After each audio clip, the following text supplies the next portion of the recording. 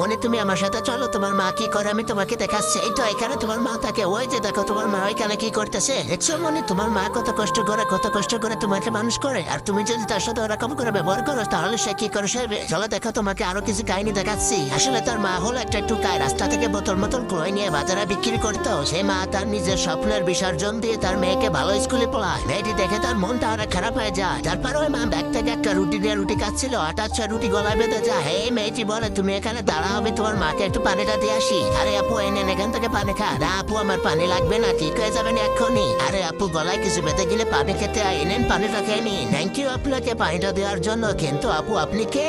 আসলে আমি পথ দিয়ে যাচ্ছিলাম, দেখলাম আপনার খুব পানির প্রয়োজন, তাই আপনাকে পানিটা দিলাম। আর কিছুক্ষণ পর মেয়েটি তার মার কষ্টটা সহ্য না করতে পেরে গিয়ে বললো, মা তুমি আমাকে ক্ষমা করে দিও, আমি তোমার সাথে অনেক বাজে আচরণ করে ফেলছি। তো বন্ধুরা এটা থেকে আমরা কি শিখলাম? আমরা সবাই মা বাবার সাথে ভালো ব্যবহার করবো। আর যদি এসে পছন্দ হয়ে থাকে তাহলে একটা